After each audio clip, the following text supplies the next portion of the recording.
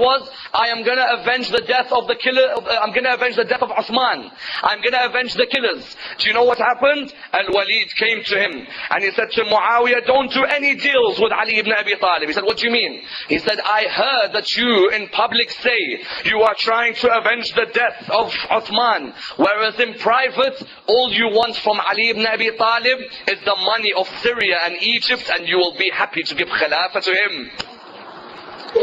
So then Muawiya looks and he says, my cousin Al-Walid, you are right. How could I be willing to go after Syria and Egypt, whereas I can have leadership remain in our family forever? Those of you who go to Kitab al-Aghani, you will find that the whole poetry is written there about Al-Walid bin Uqba's words to Muawiya. Here is number one, a person who is a drunkard, who was known as a womanizer. He is number one in Muawiya's government. Number two, Al-Mughira ibn Shu'bah. Number two in Muawiya's government. Aisha Bewleys tells me Muawiya is restorer of the Muslim faith. The Shia are good at hating Muawiya. Find one Shia who comes with a reply. Just one. Al-Mughira bin Shu'bah, another one in the government. Do you know what his history was? Al-Mughira bin Shu'bah was a person who in the time of Ammar was known to have committed adultery. What happened was that he found this lady who he used to always go and visit. In anyone who commits adultery in Islam, for them to be punished, 4 witnesses must see him do the same thing, all of them at the same time. That's the conditions. You can't just have one person who says, I saw someone commit adultery. There has to be 4 witnesses seeing the same action at the same time. This Al-Mughira bin Shu'bah people, they found him. 4 people had found him. One of them had seen him. Umar asked him, he said to him, did you see Al-Mughira bin Shu'bah do what he done? He said, yes, I saw the whole thing. Now a second person saw it. A third person saw it. A fourth one by the name of Abu Bakr had seen him. Abu Bakr with a A at the end. He had seen him. And Umar ibn al-Khattab came to him, having already had 3 witnesses. He came to him, and what did he say to him? He said to him, Abu Bakr, with like, you know one of those ones when you put a gun near someone's head and you're speaking to him. Abu Bakr, tell me, did you see him as well? At this moment, Abu Bakr said, well, you know, I might have seen him and so on. In another narration, it mentions another person's name. He says, yes, I might have seen him. I saw him entering into the act, but I didn't see the last moments of it. What happens then is that if 4 people who claim that they have seen the same thing, if one of them contradicts and it becomes a lie, you have to then whip those 4. Whip all of them. You have to whip them. Because one of them, this is such a grievous act that you can't just make up any excuse. You have to come forward with the right reasons. Umar ibn al-Khattab ordered that they were whipped. The same Al-Mughira bin Shu'bah becomes one of the governors for Muawiya. Number 2. Number 3, Samara bin Jundub. Another of those who has come in the government of Muawiya. This Samara bin Jundub, in the time of Rasulullah, brothers and sisters, he owned a tree. Listen to this story. He owned a tree. He sold a house to an Ansari from Medina. When he sold the house to the Ansari from Medina, he would sell the house, but he says, my tree is at the back of your garden. It remains my tree. You can have the rest of the house, but I want to come and see my tree. The Ansari said, come on, what do you mean you want to see my tree? So you're going to walk right through my house so that you come and you see the tree. He said, yes, I want to see my tree. He said, so you'll go through my family when they're at home to go and see a tree. He said, yes. This Ansari went to Rasulullah. He said, Ya Rasulullah, this Samara bin Jundub, he comes, he's planted a tree in his house that he has sold to me now. He sold me the whole house, but he still wants his tree. So Rasulullah, he says, tell him that I will give him a tree, don't worry. He went to Samara, he said to him, Samara, Rasulullah says, we'll give you a tree. Samara said, tell Muhammad to keep his own trees. He says, okay, I went back to Rasulullah, I said, Ya Rasulullah, he's not listening. Tell him I'll give him a tree in Jannah. What else do you want? I'll give you a house in Jannah as well. He went back straight away. What does Samara say? Tell Muhammad to keep his Jannah for himself. The same Samara bin Jundub would not allow this to happen. Rasulullah said this will be one of the first inmates of hell. The same Samara bin Jundub used to take 400,000 dirhams from Muawiya to narrate the tafsir of the Quran. Do you know what tafsir he once gave? In the Quran, in Surah Al-Baqarah, it says, وَمَنْ يَشْرِ نَفْسَهِ ابْتِغَاءَ مَرْضَاتِ اللَّهِ the one who sells his soul for Allah. Do you know what Samara bin Jundub wrote? He said that the tafsir of this verse is that Rasulullah said, this verse is revealed about Ibn Muljim, that Ibn Muljim is one of the great people who sells his soul for the pleasure of Allah subhanahu wa ta'ala. In the time of Muawiya. Muawiya makes him a governor, and Aisha Bewley tells me Muawiya is a restorer of Muslim faith. Number 3. Number 4, Ammar ibn al-As. And Ammar ibn al-As, we can go on for ages. Suffice for me just to give you one example about Ammar ibn al-As's nature, that he makes him his closest advisor.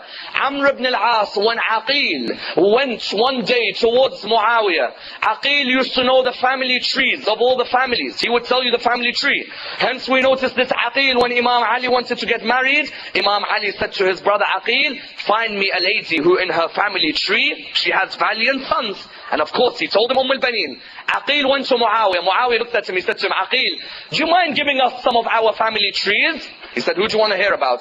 He said, can you tell me about that person there? He pointed at someone. Aqil said, well, that person, his father, is known to have been one of those who tried to kill Rasulullah. He said to him, okay, Aqil, can you tell me about Ammar ibn al-As's family tree? He said, yes. Amr ibn al-As, do you really want to know? He said, yes, please tell me. He said, 6 different people claimed they were the father of Amr ibn al-As. 6 different people claimed they were the father of Amr ibn al-As. He says, do you know how they knew who was his father? They bought like a bowl, they put 6 names in it like lottery. And someone put the hand in, and he said his father's name, Al-As ibn Wa'il. So he became called Amr ibn al-As. Muawiya asks Aqil, how about my family tree? He says, you want to know about your family tree? He says, yes. He says, just go and ask Arabia, what was your grandmother's job? Then you will know exactly what your family tree is. So here we find Amr ibn al-As as well. And number 5, and most importantly, Abu Hurairah. Of course. Within a government, Abu Hurairah is there, narrating a hadith one after another. Each of these 5 brothers made up the government. At the same time, in the school of Ahl Sunnah, they say that a great leader is someone, number 1, who doesn't bring back the enemies of Rasulullah. Number 2, is someone who doesn't kill the Sahaba of Rasulullah. Muawiya, if you want to destroy him, you finish him by saying, who killed Ammar bin Yasir and Safin? Because Rasulullah said, Ammar taqtiluka al-fi'atu al-baghiyah.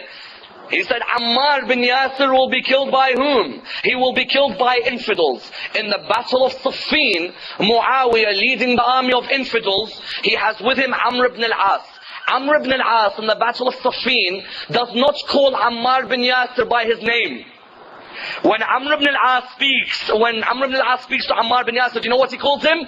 Ibn al-Sawda. Son of the black lady. Why?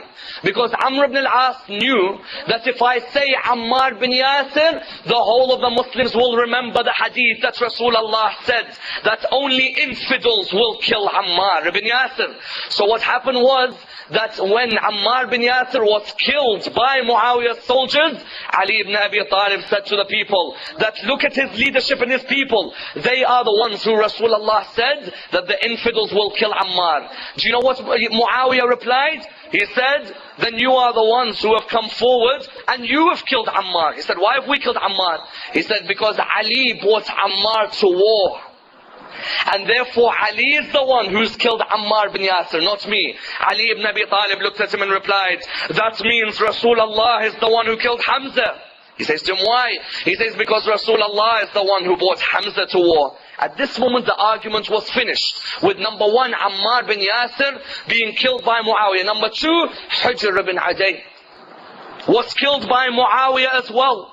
Do you know why Hujr ibn Aday was killed? Because Hujr ibn Aday spoke out against the cursing on Ali ibn Abi Talib.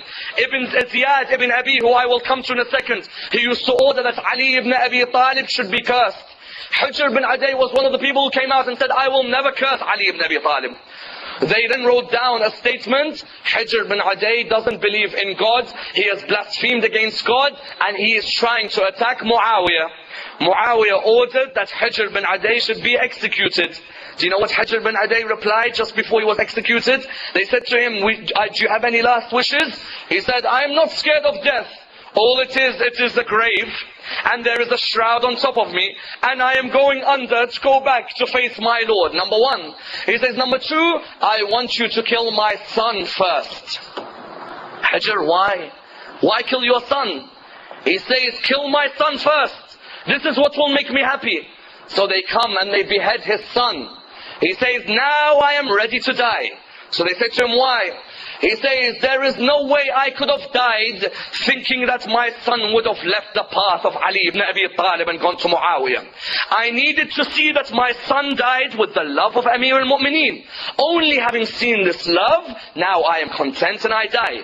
Hijr bin Aday was one of the companions of Rasulullah, and Muawiya takes it upon himself to kill him. So here you see again how Muawiya comes and he kills companions. In these ways we find how we reply to someone who says Muawiya is the restorer of the Muslim faith. Because Muawiya, number one, he changed the whole concept of the meaning of Sahaba. Now a Sahib was what? Anyone who saw Rasulullah was now called a Sahib. Just seeing Rasulullah, that's it. You go to any of our brothers in Ahlul Sunnah, anywhere in the world, anyone who saw Rasulullah